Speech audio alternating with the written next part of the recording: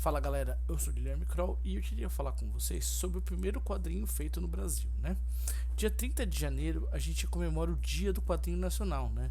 Essa data foi escolhida porque nesse dia, em 1869, Ângelo Agostini publicou na revista Vida Fluminense a primeira história em quadrinhos do Brasil, a dita primeira história em quadrinhos do Brasil, Aventuras de Inhoquim ou Impressões de uma Viagem à Corte.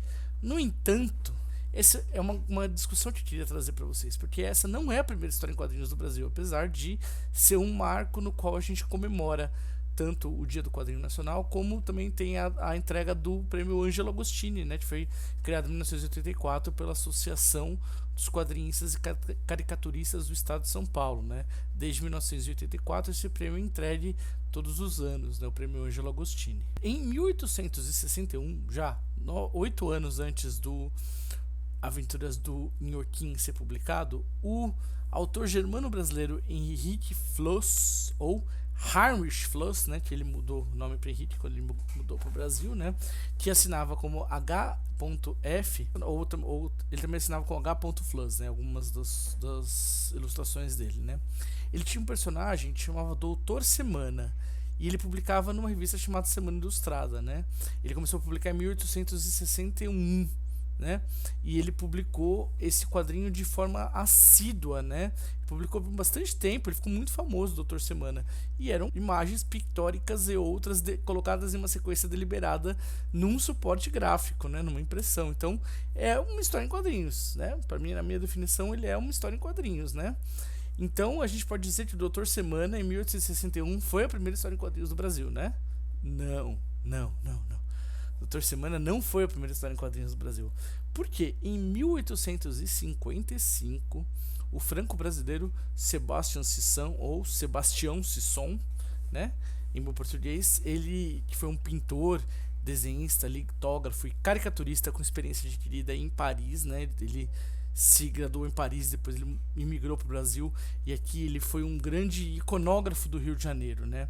Ele fez um livro que chama Álbum do Rio de Janeiro Moderno, com 12 litografias. Uma litografia muito famosa ele fez do Jardim Botânico, por exemplo. Ele também tem um livro de litografuras de celebridades brasileiras da época, até o Dom Pedro II, ele fez litogravura do Barão de Mauá e de muitas outras celebridades brasileiras da época, fez um livro muito marcante. E o Sebastião Sisson, ele sim fez a primeira história em quadrinhos do Brasil, né? Ele publicou em 15 de outubro de 1855, ele publicou O Namoro, quadros ao vivo por S.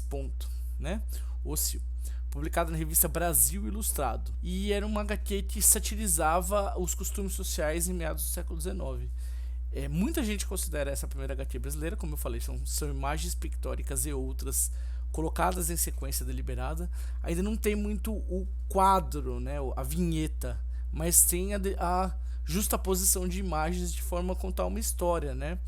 E o Sisson não publicou só esta HQ, ele publicou algumas outras HQs no Brasil Ilustrado, em 1856, algumas até com experimentalismo, você escolhia o final, o leitor podia escolher o final, né? Pra você ter ideia, Monsieur Jabot, do Rudolf Topfer, o suíço Rudolf Topfer, foi publicado em 1833, 20 e poucos anos antes do Namoro Ilustrado, Namoro Quadros ao Vivo do Sebastião Sisson.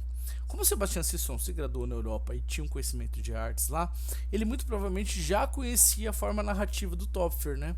Então ele meio que importa isso pro Brasil. Se o Heinrich Flos e o próprio Ângelo Agostini se inspiraram no próprio Topfer ou no Sebastião Sisson para fazer os quadrinhos dele, eu já não sei, né? Mas o fato é que, até onde eu consegui descobrir, o Sebastião Sisson foi o primeiro autor de quadrinhos do Brasil e publicou a primeira HQ em 15 de outubro de 1855, né? 14 anos antes do Inhoquim do Ângelo Agostini. Existe um site, né, para conhecer mais o trabalho do Sisson, sebastiansisson.org. Mas assim, por que tem uma convenção, né? Por que todo mundo considera o Inhoquim, né? Eu suponho, e não sou o único que supõe, algumas outras pessoas supõem que ele teve uma recorrência do personagem, né? Ele foi publicando por vários tempos o mesmo personagem, assim como o Doutor Semana, mas era uma história contínua. acaba sendo uma convenção brasileira meio como acontece no mercado americano, que eles consideram o Yellow Kid o primeiro quadrinho também um pouco por isso, né? Mas o Yellow Kid é o primeiro quadrinho? Os americanos consideram, né? Eu considero o Monsieur Jabot do Topfer, né? O primeiro quadrinho, 1833, lá na Europa, né? O primeiro quadrinho com essa justa posição de imagens de forma sequencial gráfica, né? Com todos os elementos dos quadrinhos, eu gosto mais do Rudolf Dirks, lá com os Sobrinhos do Capitão. Mas isso é um papo para um outro vídeo. Eu queria agradecer as pessoas que me deram ideia para essa pauta aqui, o Lielson Zene, né? E o HQ Retro, um blog chamado HQ Retro de autoria de Dourado. Não conheço Dourado, mas ele levantou muitas dessas coisas. É muito legal esse blog, recomendo a leitura para todos. É isso aí, pessoal. Um abraço.